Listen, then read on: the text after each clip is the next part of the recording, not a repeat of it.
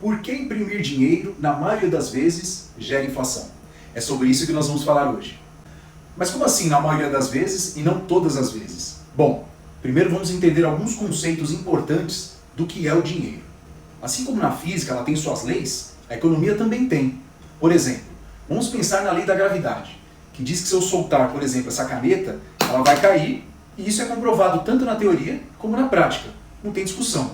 E a mesma coisa acontece na economia. Quando o governo imprime dinheiro, essa ação ela pode sim gerar inflação, mas não é uma regra. Por quê? Diferente da lei da gravidade, a impressão do dinheiro ela não é a única variável que influencia ou que pode influenciar na inflação.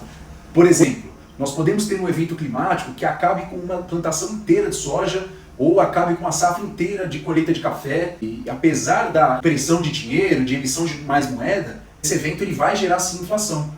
Afinal de contas, nós teremos uma redução na oferta desses bens impactados pelo evento climático. Então, quando afirmamos que a impressão de dinheiro ela pode gerar inflação, na verdade estamos querendo dizer que a impressão de dinheiro ela faz parte de um processo inflacionário. E você pode se perguntar, e qual a diferença? A diferença, meu caro amigo e amiga, é que caso a sociedade tenha um aumento em sua produção, podemos sim ter um cenário onde a impressão de dinheiro não causa inflação.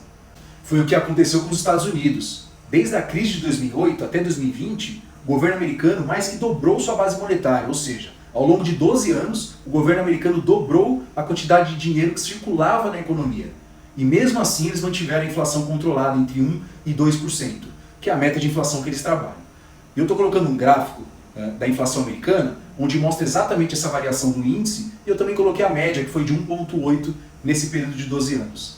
Mas a pergunta é, como que isso aconteceu? Basicamente, junto com esse aumento de dinheiro em circulação, a economia americana também ficou mais produtiva, ou seja, com mais investimentos nos setores produtivos, o avanço de tecnologia, a criação de novas indústrias, eles tiveram avanços significativos nas sociedades.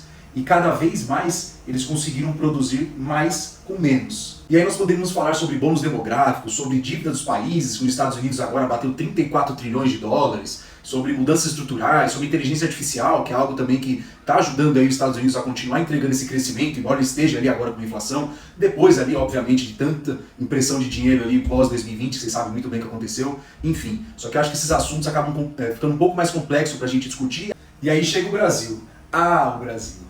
Nós tivemos um aumento de quase 4 vezes na base monetária desde 2008. Saímos de 1 trilhão em 2008 para 3,9 trilhões em 2020.